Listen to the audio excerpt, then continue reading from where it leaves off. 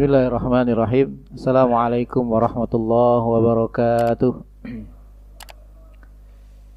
Alhamdulillahilladzi hadana li hadza wa ma kunna linahtadiya laula an hadana Allah. Asyhadu an la ilaha illallah wahdahu la syarika lah wa asyhadu anna Muhammadan abduhu wa rasuluhu alladzi la nabiyya ba'dah. Allahumma salli wa sallim wa barik ala nabiyyina wa rasulina Muhammadin sallallahu alaihi wasallam wa ala alihi wa sahbihi ajma'in. Qala Allah Ta'ala fil Qur'anil Karim, a'udzu billahi minasy syaithanir rajim. Ya ayyuhalladzina amanu taqullaha haqqa tuqatih wa la tamutunna illa wa antum muslimun. Shadaqallahul azim. Abad. Bapak hadirin jamaah salat maghrib Masjid Al-Ikhlas yang mudah-mudahan kita semua dirahmati Allah Subhanahu wa taala.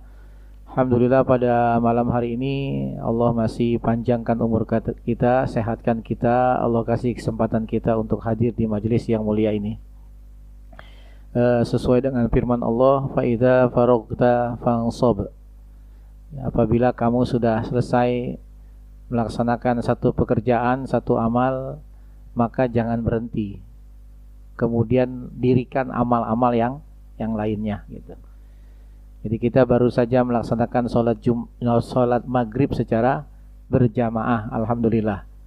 Maka kemudian tidak berhenti sampai di situ, kita lanjutkan dengan amal yang utama lainnya, yang juga bagian dari kewajiban kita, yaitu thalabul ilmi, menuntut ilmu, mencari ilmu. Ya. Jadi saya sering sampaikan bagi orang beriman di dunia ini nggak ada kamus istirahat dalam beramal. Ya, jadi jangan sampai saya resign dulu Ustaz, nggak ikut ngaji gitu. Saya resign dulu nggak ikut kegiatan-kegiatan yang lainnya gitu. Nah, jadi seorang beriman tidak begitu.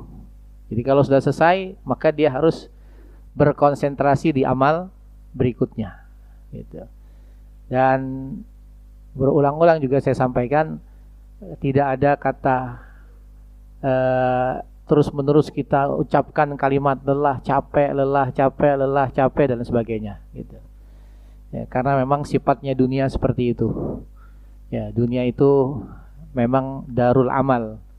Ya, negeri atau tempatnya beramal. Karena tempatnya beramal maka pasti akan capek gitu. Jadi kalau nggak mau capek ya saya bilang solusinya satu, mati gitu ya. Ya. Solusinya mati gitu. Ya. Jadi jangan kebanyakan ngeluh capek gitu ya. Nanti takutnya dipanggil sama Allah gitu. Suruh istirahat gitu ya.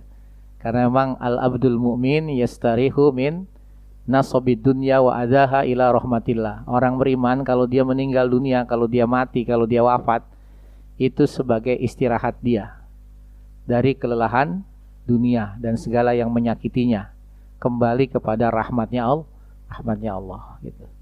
Jadi dia akan istirahat selamanya. Dia tidak akan merasakan kelelahan setelah dia mati gitu. Selama masih hidup akan capek, akan lelah seperti itu. Beda dengan orang kafir, justru kematian itu awal kelelahan yang berkepanjangan. Ya. Dia akan terus lelah gitu. Saat dicabut nyawanya lelah, sakitnya luar biasa. Saat dia berada di alam kubur lelah, dia akan merasakan siksaan di alam kubur. Ya. Saat di padang mahsyar dia lelah menunggu. Saat dia menyeberang sirat dia lelah. Sampai dia masuk ke dalam neraka pun dia akan merasakan kelelahan yang lebih dahsyat lagi. Ya. Jadi beramalah terus di dunia ini bagi orang beriman ya, karena tempat istirahat kita sesungguhnya sesudah mati. Ya, istirahat kita adalah sesudah kita mati. Bapak ya, hadirin sekalian, kita masih melanjutkan kajian Sirah Nabawiyah pada pertempuran Khaybar, penaklukan Yahudi Khaybar. Sebagaimana saya sampaikan kemarin di dua pertemuan sebelumnya, memang banyak benteng yang ada di Khaybar gitu. Jadi penaklukannya butuh perjuangan yang sangat luar biasa. Beberapa kali terjadi perang tanding, saya katakan di awal. Ya, jadi bagaimana Algojo Yahudi, ya, itu menantang berhadapan dengan orang-orang beriman gitu. Ya, dimulai dari Marhab yang kemudian mati di tangan Al-Amin bin Al-Aqwa gitu ya. Jadi kemudian beralih kepada sahabat Mas Muhammad bin Maslamah gitu. Ya, jadi Muhammad bin Maslamah, kalau yang pertama sempat kaum muslimin yang pertama meninggal syahid ya, mati di tangan Marhab gitu. Tapi kemudian Marhab mati di tangan Muhammad bin Maslamah. Dalam riwayat lain adalah Ali bin Abi Thalib gitu. Bahkan ya, walaupun di sini terjadi perdebatan nanti antara Ali dengan Muhammad bin Maslamah gitu. Karena apa? Karena Marhab itu ketika bertanding dengan Muhammad bin Maslamah, ya, itu ketika sudah tidak berdaya, kemudian Muhammad bin Maslamah itu berhasil memotong kakinya gitu. Di kakinya itu ditebas. Satu ditebas, kemudian satu lagi ditebas, sehingga nggak punya kaki dia. Darah itu terus mengalir terus ya, dari kakinya itu gitu. Dan itu didiamkan oleh Muhammad bin Maslamah gitu. Ya biarlah mati sendiri gitu. Seperti itu. Nah, maka kemudian Ali ngelihat begitu nggak bisa sabar gitu. Akhirnya sama Ali dihampiri gitu. Kemudian ditusuk sampai mati. Makanya sedikit terjadi perdebatan antara Ali bin Abi Thalib dan Muhammad bin Maslamah. Karena aturannya begini, siapa yang membunuh satu musuh, ya, apa yang ada di musuh itu maka jadi milik yang membunuh gitu. Nah, Marhab kan itu pakai pakaian perang, baju besi gitu ya. Maka ketika itu Ali mengklaim saya yang membunuh. Jadi itu jadi milik saya gitu. Tapi kata Muhammad bin Maslamah, enggak, kan saya yang melumpuhkan. Gitu. Tapi kemudian Rasulullah memutuskan, ya, yang membunuh adalah Muhammad bin Maslamah. Maka artinya apa yang ada pada diri Marhab ini menjadi milik Muhammad bin Maslamah gitu. Kemudian setelah Marhab mati, kemudian keluar lagi algojo berikutnya, Al-Haris gitu. Al-Haris ya, sama kemudian mati juga. Ya.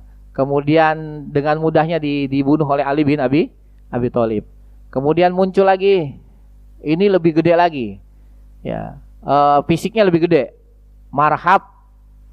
Jadi kakak adik nih, saudara. Marhab, kemudian Haris, kemudian ya Yasir gitu. Ya, tadi Marhab mati di tangan Muhammad bin Maslamah, kemudian Haris di tangan Ali bin Abi Thalib, dan yang terakhir yang keluar lebih besar daripada Marhab dan Yasir gitu. Jadi sampai-sampai digambarkan kalau dia diri dekat pohon kurma, yaitu tingginya sama gitu. Jadi kurang lebih disebut dalam riwayat itu 2,5 meter lah gitu ya. 2,5 meter. Ya tinggi banget gitu. Ya. Jadi maka ketika itu yang disuruh Rasulullah siapa yang menghadapi? Sahabat Zubair bin Awam. Ya, Zubair ini sahabat pemberani, tapi secara fisik kalah. Jadi ketika berhadapan dengan Yasir ini, posisi Zubair itu di perutnya Yasir gitu. Ya. Atau di riwayat lain sampai mentoknya sampai ke dada gitu. Posisinya begitu gitu. Itu karena tadi 2 meter lebih gitu, kurang lebih ya. Tapi kemudian Zubair yang lebih kecil dibanding dengan Yasir memanfaatkan kelincahannya. Ya. Jadi ketika diserang oleh Yasir ini, itu cuman menghindar saja, tidak diladeni gitu. Ya, jadi digocek lah bahasanya gitu. Gocek. Sampai lelah kan gitu. Karena dia mengerahkan tenaganya luar biasa. Ya, sampai-sampai kalau dia mengayunkan pedangnya dan enggak kena kepada tubuh Zubair, kenanya kepada batunya pecah gitu. Itu saking kencengnya gitu ya. Ya seperti itu. Nah, di saat lelah itulah kemudian Zubair pun melepaskan tombaknya gitu. Saat dia sudah lelah, kelihatan lelah, maka Zubair mengarahkan tombaknya dan kena di antara dua matanya, tembus sampai belakang. Ya, maka akhirnya mati gitu. Algojonya Yahudi gitu. Padahal tadi ibunya yang ketika itu ikut, Sofiyah yang merupakan bibi Rasulullah, khawatir, ya Rasul, anak saya bisa kalah dah. Ya, itu mau hadapin kayak begitu raksasa gitu ya. Seperti itu. Kata Rasul, tenang, anakmu menang. Gitu. Ternyata menang memang. Ya, jadi itu. Sampai kemudian benteng berikutnya, ya, benteng yang kedua juga mampu ditaklukkan. Ya, ketika itu para sahabat saking laparnya kemudian menyembelih ke keledai, gitu ya. Kemudian benteng yang ketiga Az-Zubair, gitu, yang posisinya lebih susah lagi, gitu, ya. Jadi sulit dilewati, jangankan oleh penunggang kuda, oleh pejalan kaki aja susah, gitu. Jadi kalau kita ke Khaybar itu bisa dilihat deh susahnya minta ampun, ya. Bentengnya masih ada itu, gitu. Jadi susah, ya, untuk menuju ke sana, gitu. Nah, makanya di benteng yang ketiga ini mereka sempat bertahan, nggak bisa dijebol, gitu. Sampai kemudian ada seorang Yahudi yang mengatakan, kalian mah nggak bakalan bisa menaklukkan benteng ini, ya. Seandainya kalian kepung berapa lama pun mereka tetap bisa bertahan. Kenapa? Karena mereka punya sumber mata air, gitu. Ya, maka dari situlah mengatur strategi kaum muslimin, bagaimana mata airnya itu yang diserang. Maka akhirnya setelah itu yang jadi sasaran, kemudian benteng ini bisa ditaklukkan. Kemudian benteng yang keempat, benteng Ubay, ya. Nah, di sini terjadi perang tanding antara sahabat Abu Dujana, gitu. Abu Dujana itu sang pemilik ikat merah. Jadi Abu Dujana kalau perang sudah pakai ikat merah, berarti dia nggak akan berhenti sampai mati. Dia baru berhenti kalau dia mati, gitu. Ya, dia akan habis-habisan kalau sudah pakai ikat merah. Dan dia pun akhirnya mampu menaklukkan Al-Gojo dari musuh Abu Dujana ini. Ya. Kemudian benteng yang kelima, benteng Nizar. Ini benteng paling kokoh di antara yang 4, gitu ya. Dimana akhirnya bisa ditembus juga. Ya. Sampai-sampai mereka orang Yahudi meninggalkan anak dan istri mereka di situ. Ya. Mereka lari. Ya. Tidak dipikirin lagi anak dan istrinya. Kemudian baru setelah 5 benteng di wilayah yang satu, maka beralihlah kaum muslimin ke benteng yang wilayah yang lain, wilayah Al-Katibah.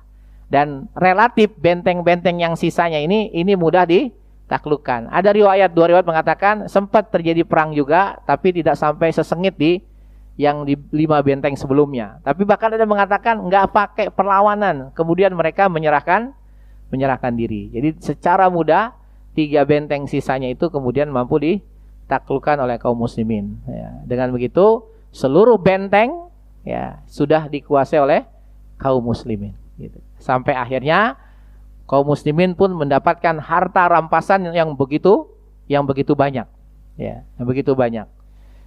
Nah, bersamaan dengan ditaklukkan seluruh benteng yang menandakan orang Yahudi sudah tunduk ketika itu, maka kemudian datanglah sahabat Ja'far bin Abi Thalib, ya, dan sahabat Abu Musa al-Asy'ari. Ya. Dari mana Ja'far?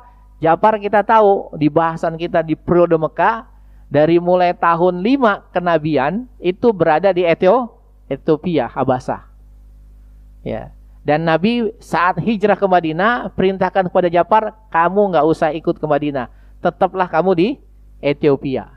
Maka di tahun 7 Hijriah ini, di peristiwa perang Khaybar, Ja'far pun datang membawa rombongan, di antaranya sahabat Abu Musa al-Asy'ari, ya, ke menemui Nabi, dan itu bersamaan dengan kemenangan dalam perang Khaybar. Maka Nabi bersabda, aku tidak tahu mana yang lebih membuat aku gembira dari 2 peristiwa ini, apakah penaklukan Khaybar atau kedatangan Ja'far bin Abi Thalib, ya. Jadi itu, sampai kemudian salah satu tawanan dari mereka adalah wanita yang namanya Sofiyah binti Huyai bin Akhtab. Ya, dan ini menjadi bagian dari Rasulullah SAW, di mana Sofiyah adalah anak tokoh Yahudi Huyai bin Akhtab yang sudah dieksekusi mati di perang Bani Quraidah. Ya, sudah dieksekusi mati, sudah dipenggal kepalanya. Nah, jadi dia meninggalkan di antara seorang putri namanya Sofiyah binti Huyai bin Akhtab. Maka dia jadi tawanan perang. Ya, ketika itu sama Rasulullah ditawari masuk Islam. Kemudian dia mau dengan mudahnya gitu. Ya, dia langsung tuh terima. Diajak Rasul masuk Islam, langsung dia bersyahadat. Kemudian setelah itu sama Rasul dibebaskan. Setelah dibebaskan, kemudian sama Rasul dinikahi. Nah, jadi ini istri Rasul yang kesekian, yaitu Sofiyah binti Huyai bin Akhtab. Gitu. Jadi sekali lagi mengingatkan kita, Rasul punya istri dari wanita Yahudi, namanya Sofiyah binti Huyai bin Akhtab. Maka ketika Rasul bertanya, kok kamu gampang banget menerima Islam? Mau gitu. Ya Rasul, jauh sebelum ini gitu, saya sudah pernah bermimpi gitu. Ya, jadi ketika itu Rasul juga melihat ada di pipinya Sofiyah ada bekas tamparan gitu, ada luka. Ketika ditanya, ini dari mana lukanya gitu? Dan kenapa kamu mudah untuk menerima Islam? Jauh sebelum ini saya pernah bermimpi, di mana dalam mimpinya itu saya kejatuhan bintang. Itu. Maka saya sampaikan kepada suami saya. Saya ceritakan begitu, malah saya ditampar gitu. Gitu. Jadi malah ditampar. Karena mereka salah satunya meyakini kalau mimpi ketiban bintang ada sesuatu yang baik gitu. Jadi artinya ada orang yang bakal memiliki si Sofiyah, istri dari merebut dari suaminya. Dan memang nanti kenapa kemudian Sofiyah dinikahi oleh Nabi? Karena memang suaminya salah satu yang mati di perang Khaybar gitu. Ya, jadi maka Nabi menikahi Sofiyah binti Huyai bin Akhtab. Ya, seorang wanita Yahudi gitu. Nah, juga ketika sudah ditaklukkan, saat itu Rasulullah ya dijamu oleh orang-orang Yahudi gitu. Nah, di antara mereka ada seorang wanita namanya Zainab binti Al-Haris. Dia cari informasi. Ya, dia pengen menghidangkan makanan kepada Nabi.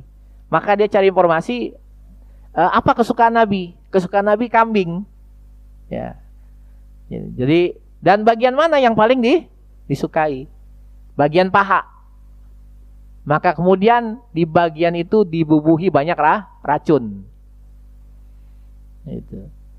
Maka kemudian dihidangkanlah kepada Nabi Muhammad Sallallahu Alaihi Wasallam. Maka bersama para sahabat ketika itu Rasulullah makan daging itu.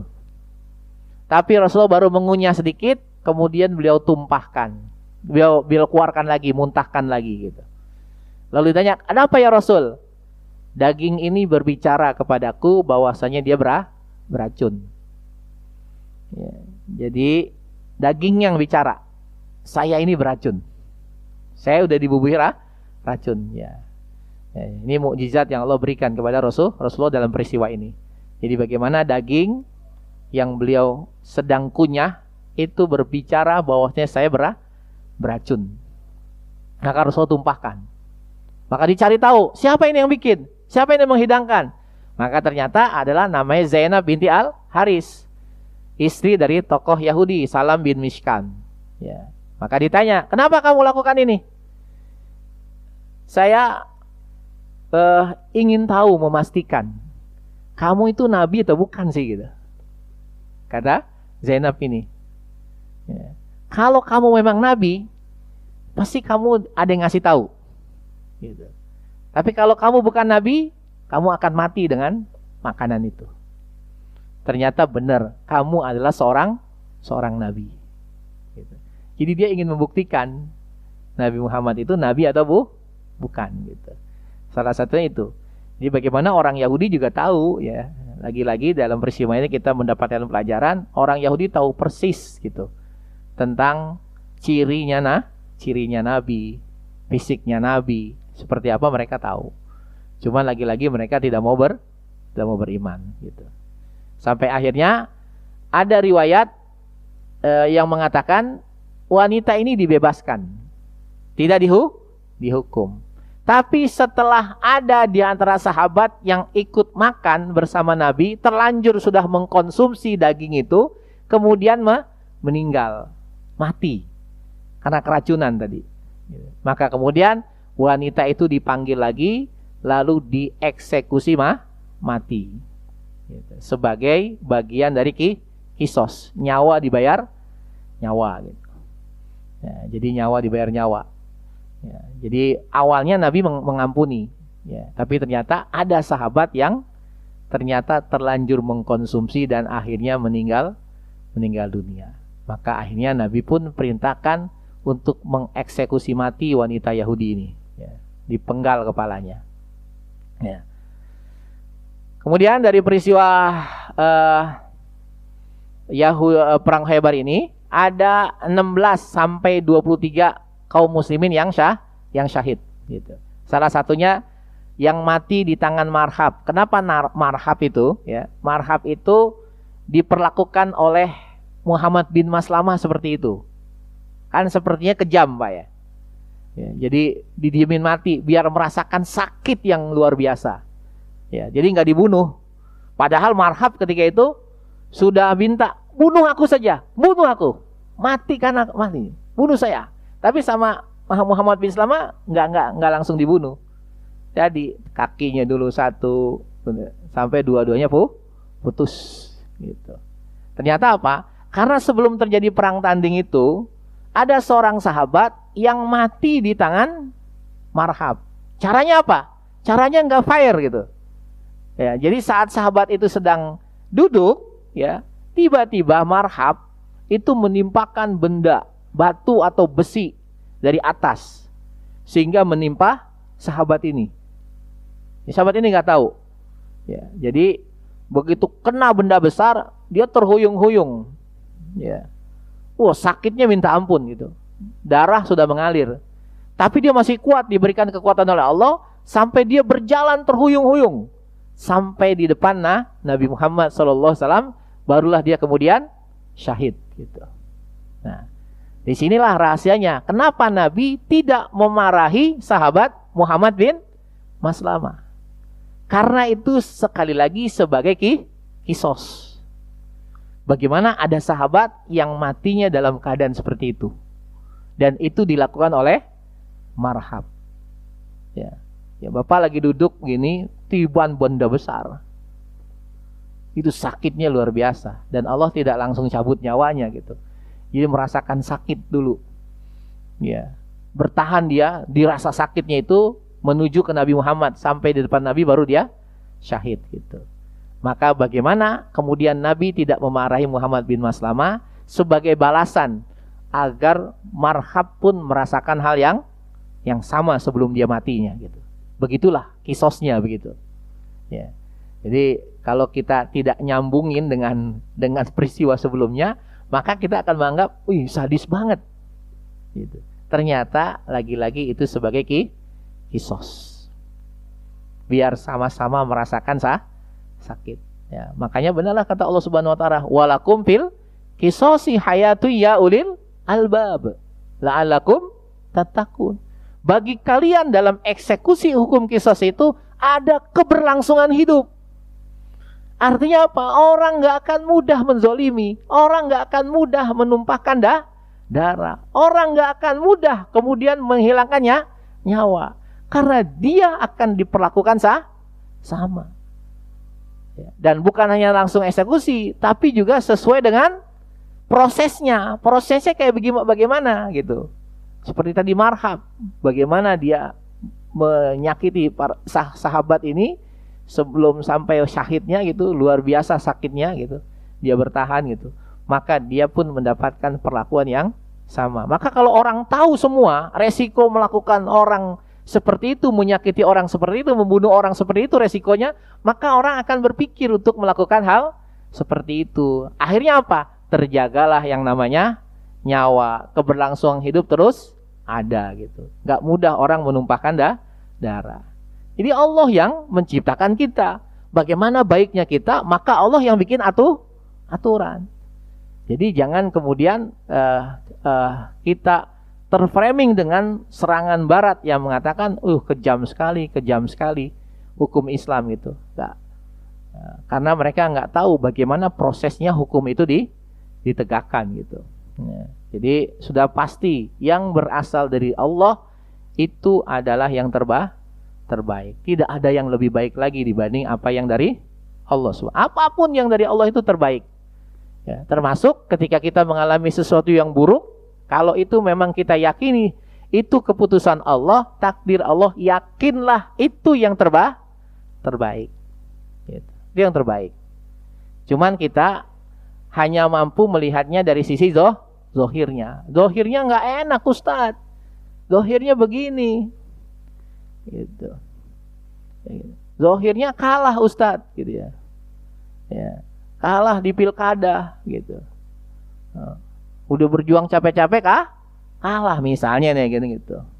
Zohirnya nggak enak. Tapi kita kembalikan kepada Allah. Selesai. Itu yang terbaik, gitu. Ya, karena kita taunya hanya zohirnya. Jadi tetap harus kita kedepankan husnuzon kepada Allah Subhanahu wa taala. Apalagi terkait dengan masalah hukum. Ya, hukum Allah, maka Allah menantang, "Wa man ahsanu minallahi hukman liqaumi yuqinun." Siapakah yang hukumnya lebih baik dibanding hukum Allah bagi orang yang yakin? Ada hukum yang lebih baik dari hukum Allah? Gak akan ada, gitu. Pasti hukum Allah yang terbaik, gitu. Ya.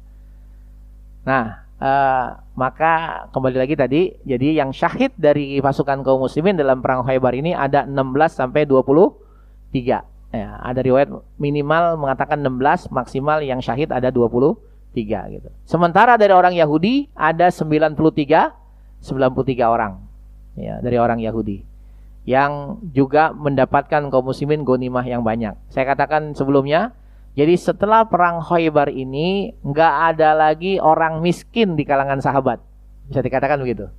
Kenapa? Mereka semua punya modal yang cukup dari ghanimah yang didapatkan di perang Khaybar. Ya, jadi kaya semua, cukup semua dari perang Khaybar ini. Gitu.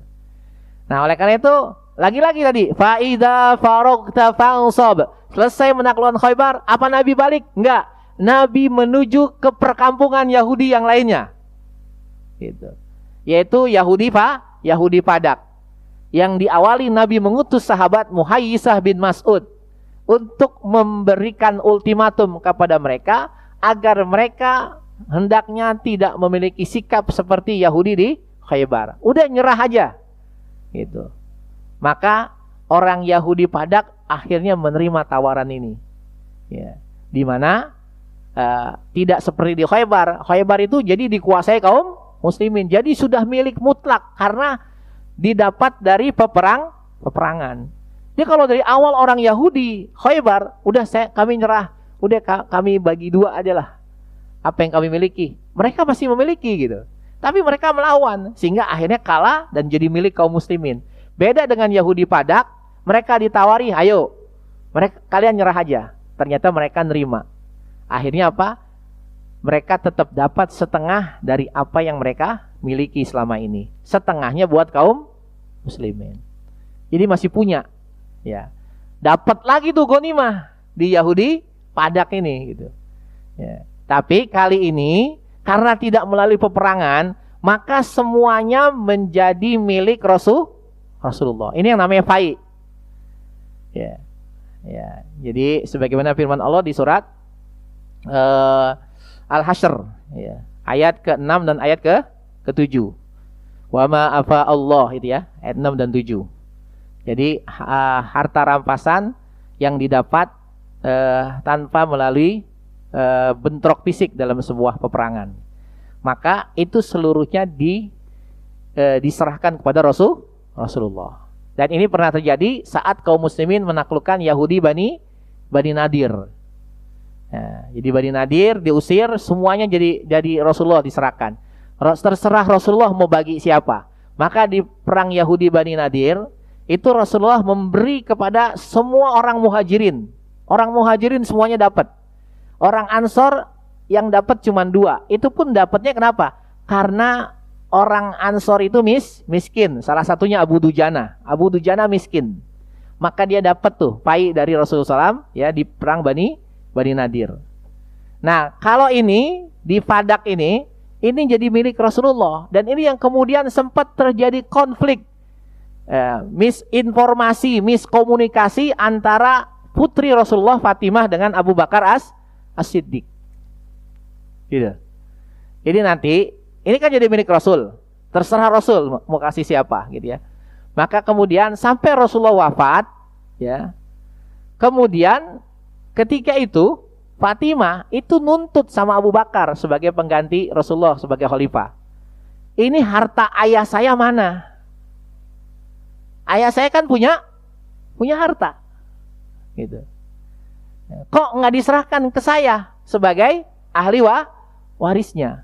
Wah, konflik itu, ya, antara Fatimah dengan Abu Bakar As-Siddiq. Ya. Jadi Fatimah meminta haknya, harta ayahnya yang didapat dari penaklukan Yahudi Fadak.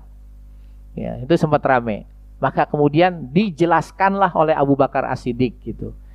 Enggak, kami tidak mengambil hak engkau wahai Fatimah gitu. Kenapa? Kami mendengar Nabi Muhammad bersabda, aku tidak meninggalkan waris kepada keluargaku berupa harta. Itu. Maka kami, kata Abu Bakar, berpegang kepada ini. Ya. Jadi ini kemudian kami kembalikan kepada negara. Gitu. Jadi ini tidak jadi warisan bagi keluarga Nabi gitu. Jadi kami bukan menzalimi kamu, ya, tapi justru kami melaksanakan apa yang menjadi sabda Rasul, bahwasanya aku tidak meninggalkan warisan berupa harta kepada keturunanku gitu. Maka begitu jelaskan selesai gitu. Ya. Jadi memang begitu Nabi bersabda dalam hadis, ya, aku tidak meninggalkan warisan berupa harta untuk keluargaku gitu. Maka akhirnya Abu Bakar berpegang kepada hadis ini. Ya. Tetapi keluarga Nabi dijamin oleh negara. Gitu. Jadi apa yang jadi milik Nabi dari Yahudi Bani Fadak, ya, itu tidak diserahkan, dibagi kepada keluarga beliau, tapi kemudian diambil alih oleh negara. Tapi kemudian keluarga Nabi termasuk Fatimah itu dijamin oleh negara. Seperti itu. Nah ini, selesai Yahudi Bani Fadak dapat setengah dari kekayaan milik Yahudi Bani Fadak. Apakah Rasulullah balik? Lanjut lagi perang. Ya. Faiza farogta fansob. Nah itu Pak. Ya, jadi luar biasa. Ya, para sahabat. Jadi sahabatnya itu saja 1.400 orang itu. Karena memang kan di perang Khaybar ini Rasulullah tidak tambah pasukan. Pokoknya yang diajak Rasul yang ikut dalam Bayatur Ridwan. Ya. Pada saat Sulhul Hudaybiyah. Itu aja 1.400. Rasulullah nggak nambah semuanya. Nah makanya setelah itu Rasul mengarahkan tujuannya ke Yahudi Wadil Qura. Jadi ada lagi perkampungan Yahudi namanya di Wadil Qura gitu. Nah, kalau Yahudi ini beda dengan Yahudi Fadak. Mereka memberikan perlawanan gitu. Sampai akhirnya kaum muslimin bisa menaklukkannya dan mendapatkan ghanimah yang banyak lagi. Dapat lagi pasukan. Pokoknya kaya habis perang gitu ya. Gitu. Habis perang kaya gitu. Ya, walaupun butuh fisik, butuh kekuatan yang luar biasa dalam perang. Tapi kemudian itulah rahasianya kenapa Allah halalkan khusus bagi Nabi Muhammad dan umatnya harta rampasan perang. Di mana itu enggak boleh bagi umat-umat sebelumnya gitu. Tapi bagi umat Muhammad boleh. Itu salah satu kelebihan yang Allah berikan kepada Rasulullah, yaitu halalnya harta rampasan perang. Nah, kemudian dari situ kemana lagi? Ke Yahudi yang lainnya lagi, ya, yaitu Yahudi Taima namanya. Nah, terjadi perjanjian lah antara, kalau Yahudi yang ini, yang keempat ini sama dengan Yahudi Fadak. Mereka menyerah dan memberikan setengah dari apa yang mereka miliki kepada kaum muslimin, seperti itu. Nah, jadi ini prosesnya luar biasa, peperangan ya. Dari Khaybar, Yahudi Padak, kemudian Wadil Qura, kemudian Yahudi Taima gitu. Barulah setelah itu Rasulullah kembali ke Madinah dengan membawa banyak harta rampasan perang. Ya, tadi saya katakan kenapa jadi kaya? Ya, karena tadi tidak hanya dari Khaybar, tapi dari penaklukan berikutnya sesudah Khaybar gitu. Nah, inilah akhir dari pembahasan kita tentang perang Khaybar, Ghazwa Khaybar. Ya. Jadi dengan demikian hegemoni Yahudi di Jazirah Arab selesai. Ya. Jadi kekuatan Yahudi itu selesai di Jazirah Arab setelah Rasulullah menang dalam perang Khaybar. Gitu. Jadi mereka sudah lemah, gak punya kekuatan lagi.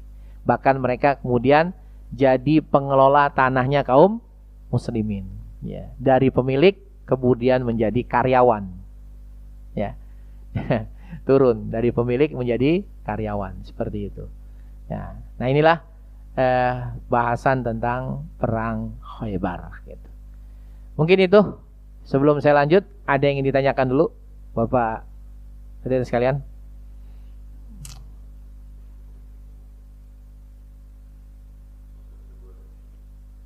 Hah?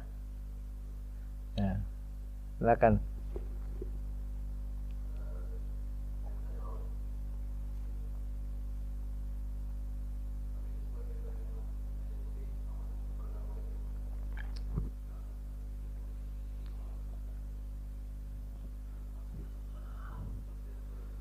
Ada yang masuk Islam. Ya. Sebagaimana informasi Quran kan begitu, ya. Walau amana ahlul kitabi lakana khairul lahum minhumul mu'minuna wa aktsaruhumul fasikun. Ya, kata Allah begitu kan. Jadi kalau seandainya ahli kitab itu masuk Islam, maka itu lebih baik bagi mereka. Tapi kata Allah, minhumul mu'minun, di antara mereka ada yang beriman. Wa aktsaruhumul fasikun, tapi lebih banyak yang fasik. Gitu.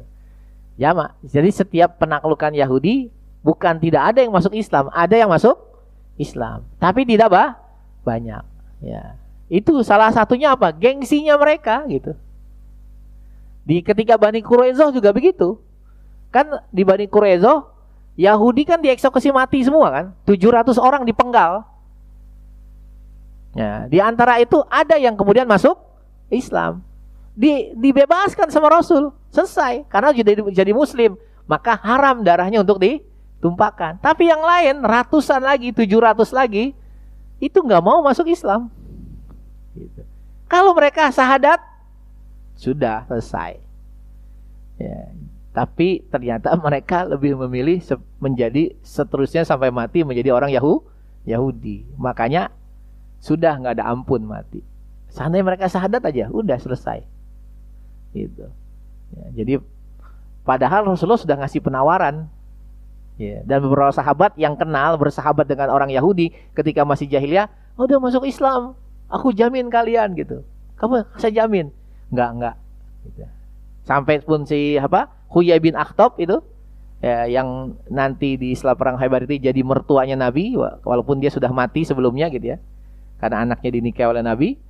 Nah itu kan dia tahu ini, jadi kalau memerangi Nabi itu nggak bakalan menang. Itu keyakinan mereka begitu, tapi nggak tahu tuh kenapa nggak masuk Islam juga gitu.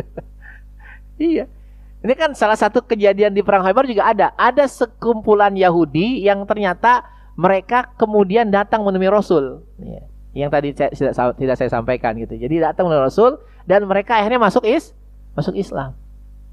Kata Nabi, kenapa kalian masuk Islam? Gitu.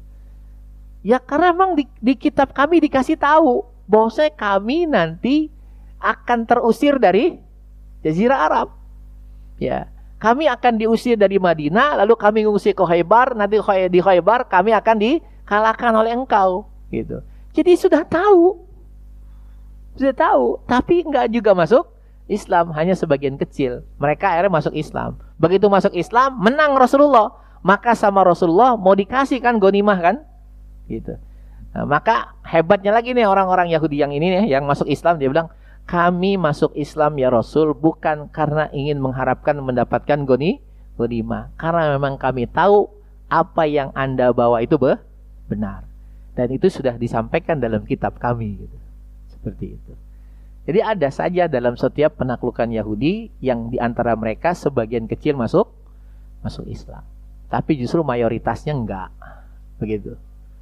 Ya, lagi-lagi jika ini bicara hidayah. Di samping hidayah juga tadi karena sifat hasadnya itu udah mendarah daging orang Yahudi. Jadi hati-hati Pak kalau punya sifat hasad. Nah, apalagi hasadnya sudah nyampur di daging gitu ya. Jadi susah gitu. Mau nerima kebenaran itu susah banget gitu. Itu persis orang Yahudi. Maka kita berlindung jangan sampai punya sifat hasad. Karena Allah sebutkan karena hasad itulah orang Yahudi sulit menerima Islam walaupun tahu kebenarannya gitu. Ya. Wallahu a'lam bishawab.